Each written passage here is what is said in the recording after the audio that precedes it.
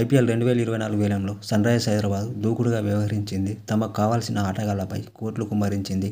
Dubai వేదికగా గత నెలలో జరిగిన మినీ వేలంలో 34 కోట్ల ప్రైజ్ మనీతో బరిలోకి దిగిన సన్రైజర్స్ యాక్షన్ టీమ్ వేలంలో చాకచక్యంగా వ్యవహరించింది. అయితే మరోసారి విదేశీ ఆటగాళ్లపై కోట్ల రూపాయలను ఇన్వెస్ట్ చేసింది. ఆస్ట్రేలియా కెప్టెన్ ప్యాట్ కమిన్స్ను 20.50 కోట్లకు కొనుగోలు చేసింది. వరల్డ్ కప్ ఫైనల్లో సెంచరీ కొట్టిన Aussies big match player Travis హెడ్ను 6.80 కోట్లకు తీసుకున్న సన్రైజర్స్ హైదరాబాద్ మాజీ వరల్డ్ కప్ నెంబర్ 1 టీ20 బౌలర్ వనిందు హసరంగాను 1.5 కోట్లకు కొనుగోలు చేసింది.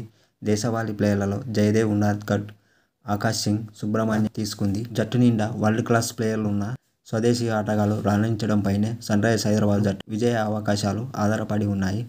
విదేశీ ఆటగాళ్లలో 4 మాత్రమే ఆడే అవకాశం ఉన్న నేపథ్యంలో దేశవాళీ స్టార్లు చెలరేగితే ఎస్ఆర్హెచ్కు తిరిగి ఉండదు. ఎస్ఆర్హెచ్ ఓపెనర్లుగా మయాంక్ అగర్వాల్, ట్రావిస్ హెడ్ బరిలోకి దిగనున్నారు. ఐపీఎల్ 2024 వేలంలో ఎస్ఆర్హెచ్ కొన్న అతిపెద్ద ఆటగాళ్లలో ట్రావిస్ హెడ్ ఒకరు. డేవిడ్ వార్నర్, జానీ బ్యార్స్టో తర్వాత ఆ స్థాయిలో సన్రైజర్స్ ఓపెనర్లు రాణించలేదు. మయాంక్ అగర్వాల్, అభిషేక్ శర్మలు 1-2 ఇన్నింగ్స్లో పర్వాలేదనిపించినా నిలకడగా రాణించలేకపోయారు. ఈ క్రమంలోనే Sunrisers specialist top order batter అయిన ట్రావిస్ హెడ్ను తీసుకుంది. మిడిల్ ఆర్డర్లో Rahul Tripathi, Aiden Markram, Heinrich Klaasen బరిలోకి దిగనున్నారు. రాహుల్ త్రిపాఠి తన స్థాయికి తగ్గట్టు ఆట ఆడితే సన్రైజర్స్కు తిరిగి ఉండదు. మార్క్రమ్, హెన్రిక్ క్లాసెన్ సూపర్ ఫామ్లో ఉన్నారు.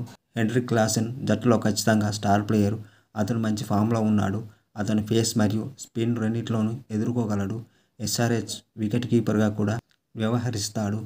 గ్లెన్ ఫిలిప్స్ ఇటీవల సంచలన టచ్లో ఉన్నాడు మరియు ప్రపంచంలోని అత్యంత ఉత్తేజకరమైన క్రికెటర్లలో ఒకడు.